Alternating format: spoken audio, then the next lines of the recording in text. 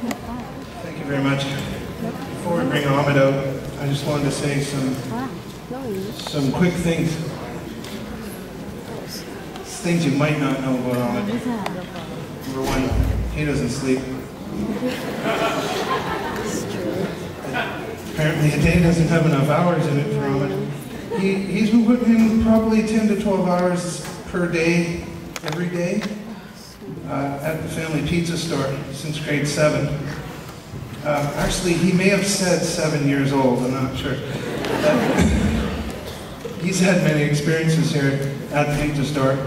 His friends at least know that they can call him 741-1010. Just load any time, day or night.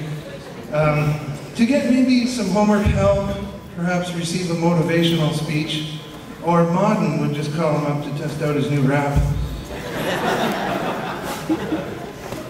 Number 2, Ahmed has a great passion for life. His true passion is biology.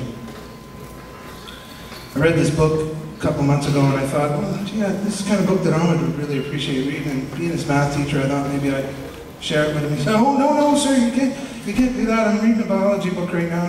If you give me that one, I'll just get absorbed into that too, and then I won't finish either one of them. So he at least realizes that he's very intense about things. In his spare time, he watches university lectures online. It's true. You know, this is all true, huh? Another one of his passions, thankfully, is math.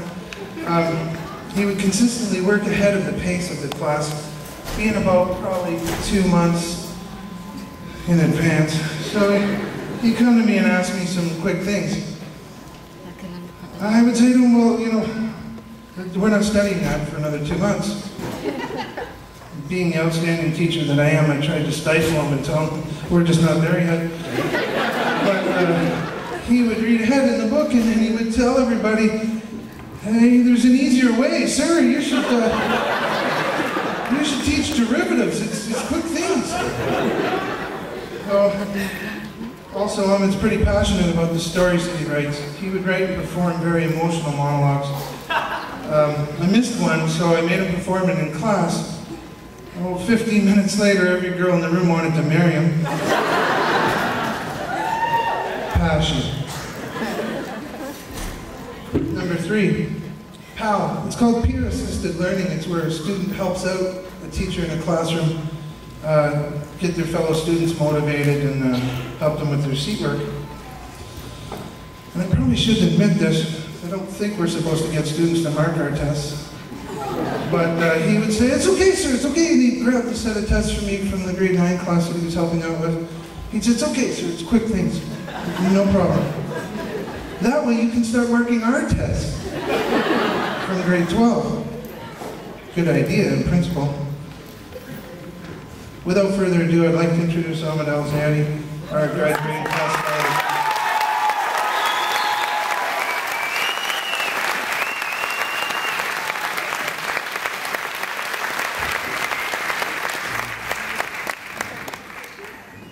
Good afternoon, everyone. Thanks, Mr. Ron, for the introduction.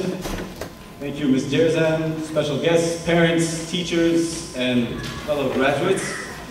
You see, when I heard I was going to be valedictorian, a lot of things went through my head because it's not as easy as it sounds. In 4 minutes, you have to summarize 4 years, and sometimes 5.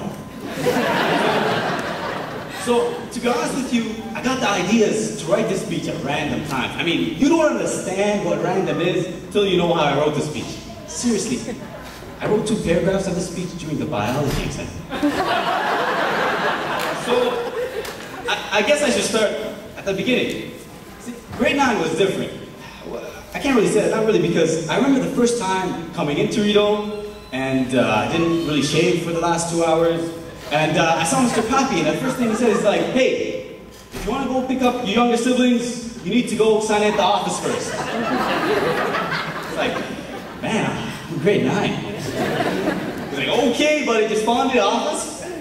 You know? But that's just a good situation. So just because Rideau is a small school, everybody gets to know each other really quickly. And this really helped us belong.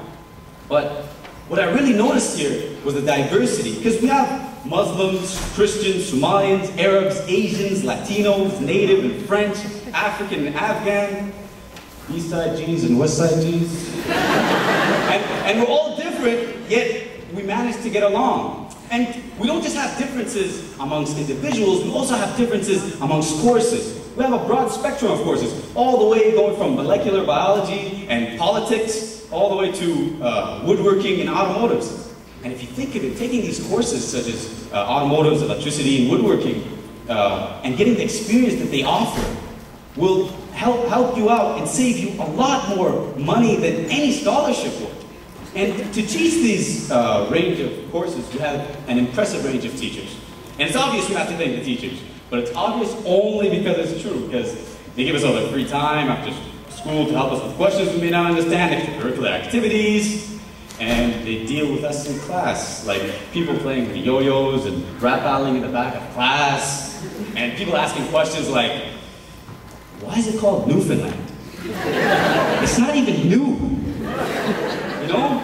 And despite all that, they still manage to remain sane, and we still manage to learn something from them. Sometimes, okay? And teachers have taught us a lot, yes, but you have to realize that it's a two-way process, because we've also taught them. And for that, I'd like to apologize to Mr. Ron. Okay? So Mr. Ron, Big G, I'm sorry for shogging on you, man. You're a beast. Okay, and one group that we can't forget, because sometimes I feel without knowing, we tend to forget, is the custodians at the school. Because for the last 4 years, they've been cleaning up the mess that we've been making. So we have to recognize them for all the hard work they put in to keeping the school clean. So I really think they deserve a round of applause. The least we can do.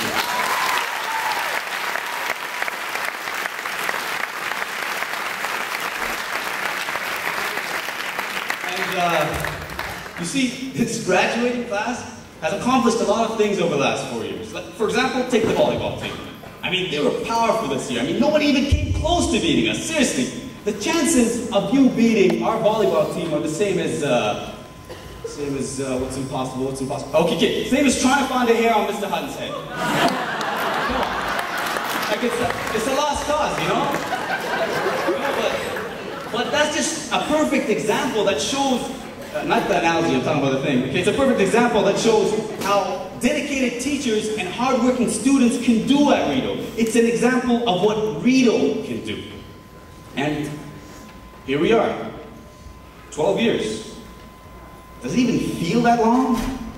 And we've come so far. Like, each of us arrived at Rideau with different expectations.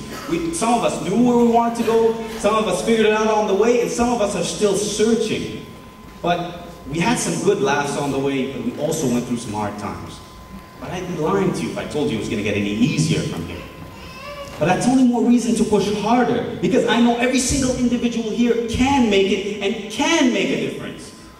And that's not to say that you need to make a difference or have to make a difference. All I'm saying is, the difference that you want to make, you have to get to.